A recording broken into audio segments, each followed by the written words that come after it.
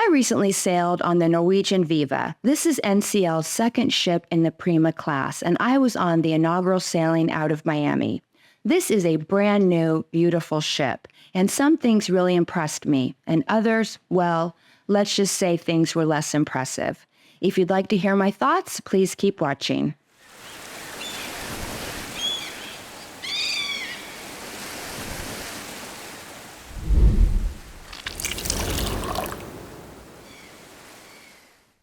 Hello everyone, I hope you're having a splendid day, and if you're new here, welcome. I'm glad you stopped by. This is my second Viva video. The first was all about the staterooms. I got to tour an interior cabin, an ocean view cabin, a solo cabin, and I stayed in a balcony cabin. So if you're interested in that video, I will link it at the end in case you want to check it out. But this video is going to focus on the things that I loved on the Viva and things that I thought were a little lacking. Keep in mind, I was only on the Viva for 3 nights, so I didn't get to experience everything, and I am not an NCL expert. I have cruised with them twice before.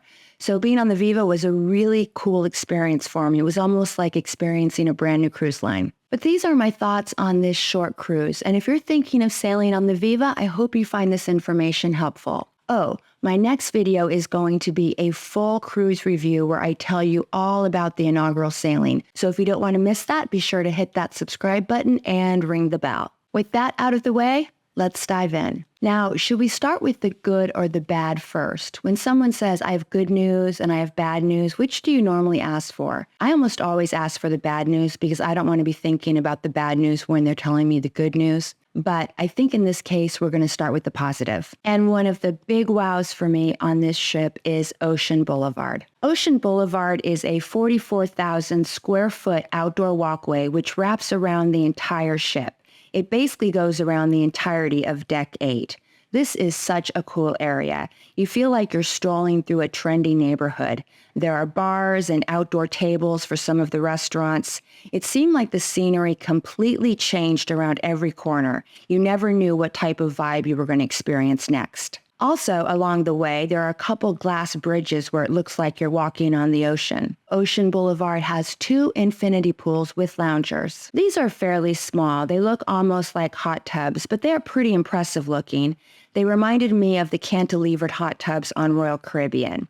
There's not much room to swim, though. It's more of a plunge pool. I think these would serve more of a purpose if they were hot tubs. By the way, when I filmed this, we were still at Port Miami, but these infinity pools do overlook the ocean. Overall, I absolutely loved Ocean Boulevard, and this is a must visit if you're cruising on the Viva. Grab a drink and take a stroll. This is a really nice way to kill some time while you're on board. I only went to Ocean Boulevard during the day, but I bet it's spectacular at night too. My next wow is the food, and overall the food on board was very, very good. I think it was a step up from most cruise lines. Indulge Food Hall, for example, was a big hit. Indulge Food Hall is an international food court where you sit at a table and you order from a tablet, and they have all kinds of food available. They have Mexican, Indian, Italian, Asian, so you can get a little sampling from around the world. They also offer barbecue, which is delicious, and I learned while I was on board that they smoke all their meats right there on the ship. This venue is included with your cruise fare, by the way, so it is complimentary. We also dined at Hudson's, one of the main dining rooms. Now, I was on the inaugural sailing, which was invite only, so I don't know if they amped up the menu just for us. But the night we were there, they offered crab cakes, steak and lobster, and a lot of other tasty options. They also had some impressive desserts. It was a great meal, and Hudson's is a beautiful space. We also tried some food from the local pub. This venue is open almost all day, and this is the go-to spot for late-night munchies. They offer things like burgers, chicken wings, nachos, and pretzel bites. This is another complimentary venue, by the way, and I thought the food here was filling and pretty tasty. And finally, we had the privilege of eating at Onda, the Italian specialty restaurant, and everything was delicious, from the pizza and salads to the pasta and meat dishes. Oh, and the desserts were absolutely heavenly. My next wow is what I'm going to call the thrilling activities, and I think Viva would be the perfect ship for preteens or teenagers, by the way. So much exciting stuff to do. Of course, passengers of all ages can enjoy these, but I think teenagers would absolutely love this ship. Now, I didn't get to try out most of these. This was a special inaugural sailing, so a lot of these things were closed during our cruise or they were available only to private events. But let's start with the slide. The slide on the side of the ship is massive and it is truly impressive. I believe this is the dry slide, and Norwegian says this is the fastest dry slide at sea. It looks like so much fun. I don't think it was ever open on our cruise, but I would have loved to try it. There is also a water slide on the ship. It's called the Wave. Oh, side note, but they also have an aqua park for smaller children where little ones can cool off and splash around. Of course, the Viva also has the 3-level racetrack. Norwegian says the one on the Viva is longer and faster than any of their previous racetracks. So this is a great activity for adrenaline junkies who want to put the pedal to the metal. Another impressive offering by the Viva is the Galaxy Virtual Reality Arcade. This is a must visit just to walk through the super cool entrance. It is really amazing. There are lots of different rides and experiences in this area. I think this area would really appeal to preteens and teens, but we saw people of all ages enjoying the rides. The Galaxy and the Racetrack are both elevated experiences, by the way, which basically means you have to pay extra if you want to enjoy them. The Viva also has escape rooms, but they weren't available on my sailing. Another hit for me was Sid Norman's Poorhouse. This is a great venue. We saw 2 different acts there. I'm going to get into those more in my full review, but we thoroughly enjoyed both and it's a great space. But I think it can only hold 90 people. It seems way too small for a ship that can hold over 3,000 passengers. So if you want to see a show there, you need to get there very early. My final wow is the Solo Traveler's Lounge. This is a space dedicated for those passengers who booked solo cabins. So it's a great way to meet other solo passengers. And this is such an attractive, comfortable space with some great amenities.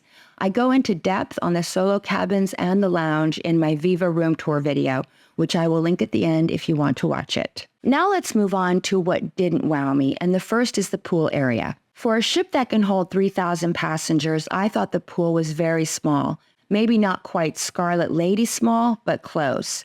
Also, the pool area is very closed in. At full capacity, I think the main pool will be very crowded. The Viva says they have 3 pools, but the other 2 are the ones on Ocean Boulevard, and those are pretty small. They look almost like hot tubs. Oh, I have heard that the reason that the main pool deck is so small is because the racetrack takes up a lot of the deck. The next thing that didn't really impress me was the lack of musical venues. My husband and I love to listen to live music after dinner, go to a piano bar maybe and listen to some tunes, but there was not a lot offered on this ship. Most of the bars are located in the Atrium area and they are not closed in. They are open to the Atrium. My husband and I love the whiskey bar, but often music would be playing in one of the lower areas and the acoustics were not good.